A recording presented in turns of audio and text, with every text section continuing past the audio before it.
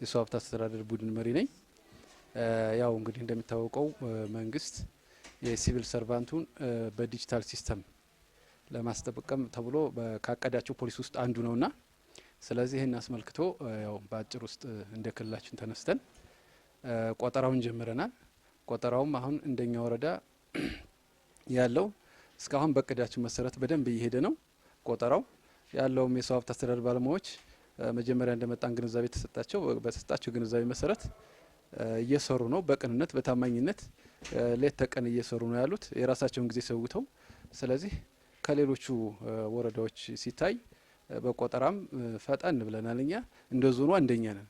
ስለዚህ አላማውን ስለተረዳው ባለሙያዎችም ስቲል የወረዳው ባለሙያም አጠቃላይ ጠቅላላ ባለ ሁኔታ ግንዛቤ ስለተፈጠረለት ያን በመያዝ ለመቆጠር ፍቃደኛ በመሆን በተቀመጠለ ፕሮግራም መሰረት እየመጣ እየተቆጠረ ስለሆነ ቆጠራው በታሰበበት ልክ እየሄደ ነው።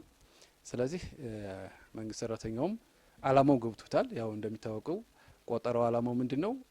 እንግዲህ አጠቃላይ ለመንግስት ሰራተኞች መንግስት ከወደፊት አኳያ ያሉ ጥቅማ ጥቅሞች፣ ደሞዝ ማሻሻል፣ ኬረር እርከን የሚባሉ ነገሮች አሉ። እነሱን አስቀድሞ ለማወቅ በጀትንም ለመቆጠብ የመንግስት ሰራተኛውን መረጃ ዲጂታላይዝድ ለማድረግ ጠቃሚነት አለውና ይህን አስመልክቶ ነው ያው እየተሰራ ያለው። ስለዚህ ጥቅሙም በጣም የጎላ ነው። ከተለያየ አንጎል ስናየው ካሁኑ ከዘመኑ ጋር ስናየው የጎላ ነውና ጥሩ አስተዋጽኦ ያለው ጉዳይ ስለሆነ ይሄን ይዘን እኛ እየሰራን ነው። ስለዚህ በጥሩ ሁኔታ እንግዲህ እናጠቃልላለን እንፈጽማለን ነው ብለን ምንገምተው እንደኛ አሁን ላይ ማለት ነው።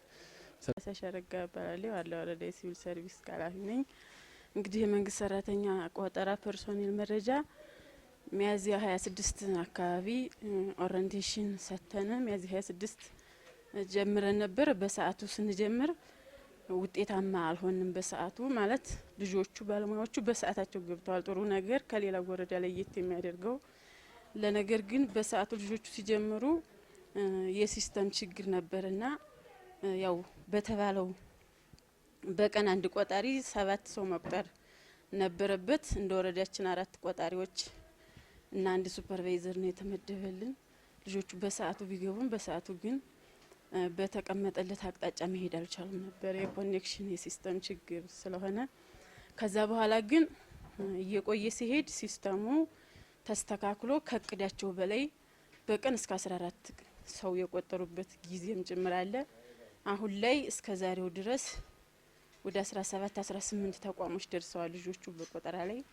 ያው የቀረው ማጽደቅ ነው። እነዛን ተቋሞች ሁሉም ነገር እየጸደቀ መሄድ ስላለበት ለጊዜው መጽደቁ ይቆይ ስለተባልኛ ተልኮ ስለተሰጠን አልጸደቁም እንጂ ቆጠራው በ17 በ18 ተቋሞች ላይ ተካሂዷል።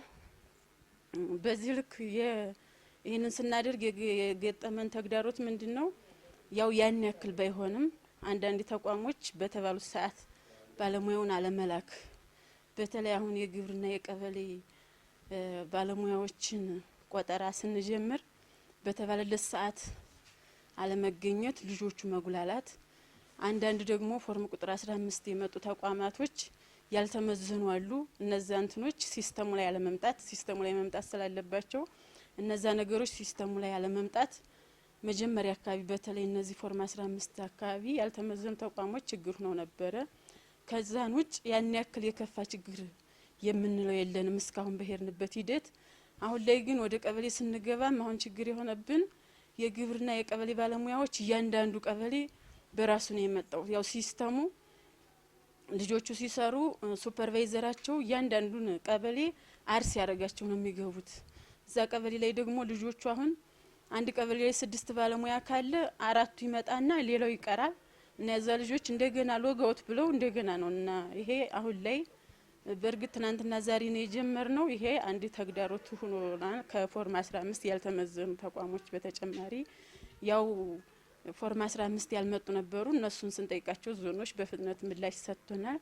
እንዳጠቃላይ ግን ያው ጥቅሙ ይሄ የመንግስት ሰራተኞች ፐርሰኔል ቆጠራ መረጃ አንደኛ የሰራተኛውን መረጃ ደህንነት ለመጠበቅ ነው። ምክንያቱም ኮምፒውተራይዝድ ሆኗል፣ ኦንላይን ሲስተም ገብቷል። እኛ በእርግጥ በፊት አሰርተነው ነበረ፣ ግን ከዛም በበለጠ አሁን የሰራተኛው መረጃ ደህንነቱ ተጠብቆ እንዲቀመጥ ነው። ሁለተኛ ደግሞ ሀገሪቱ አሁን የሲቪል ሰርቪስና የፋይናንስ መረጃ እኩል እየሄደ አይደለም ማለት ካንዱ ላይ ይጨምራል ካንዱ ላይ ይቀንሳል። እሱ ደግሞ በተለይ በባለፈው ለተደረገው የመንግስት ሰራተኞች የደሞዝ ጭማሪ ላይ ብዙ ችግር አምጥቷል። እንደ ዞናችንም በኔጌቲቭ ጭምር ክልሉ መክፈል የሌለበትን ነገር ከፍሏል። አንደኛ እሱን ያጠራል። ሶስተኛ ደግሞ እንግዲህ አንድ ባለሙያ አንድ መደብ ላይ ነው መቀመጥ ያለበት። እንደኛ ወረዳ ባይኖርም አንዳንድ አካባቢዎች ግን አንድ ሰው 3 ቦታ ላይ 2 ቦታ ላይ ተቀጥሮ በተለያየ አቅጣጫ ደሞዝ እየተከፈለው ስለሆነ በአንድ ሀገር ውስጥ አንድ ባለሙያ አንድ መደብ ላይ ተቀምጦ ማገልገልና ጥቅም ማግኘት ስላለበት ይህን ችግር ለመቅረፍ ነው። በአራተኛ ደረጃ ደግሞ ምን ያህል ዲግሪ ባለሙያ አለን፣ ምን ያህል ዲፕሎማ አለን፣ ምን ያህል ማስተር ባለሙያ አለን የሚለውን እንትን ለማለትና የትምህርት እድልም ሲመጣ ጭምር ያለንን የሰው ኃይል ለማጣጣምና የድሎችንም ጭምር እያሰፉ ለመሄድ ነውና በአጠቃላይ መረጃው እንደኛ እንደ ሲቪል ሰርቪስም እንደዚህ አይነት ነገር መምጣቱ በጣም ትልቅ ነገር ነው። አንደኛ ቶታሊ የሆነ ችግር እንኳን ቢገጥም ኦንላይን ሲስተም ገብቷል እስከ ፌደራል ድረስ ነው። አሁን ችግር ቢገጥመው እንኳን ይሄ መረጃ አሁን ልጆቹ ሲሰሩ የሆነ ፎልት ችግር ቢገጠም ልጆቹ እዚህ ላይ ዲሊት ምናምን ማድረግ አይችሉም። ፌደራል ቀጥታ ደውለው ምናምን ነውና ዙሮ ይሄ አገራዊ እንትን ስለሆነ እንዳጠቃላይ ለደሞዝ ብክነትም ለሌሎችም የመረጃን ተጋላጭነትም ለመቀነስ ብዙ ጥቅም አለው ብለን ወደ ስራ ገብተናል። ዙሮ እንደ ሲቪል ሰርቪስ አሁን በሲቪል ሰርቪስ የሚመሩ ተቋማቶች ሲቪል ሰርቫንታችን እኛ ጋር ያው ቆጠራው የሚካሄደው እስከ ክልል ተጠሪዎች ነው። ከክልል ተጠሪዎች ለምሳሌ ፍርድ ቤት ተቆጥሯል። አሁን ኮሌጅ ላይ ጀምረዋል።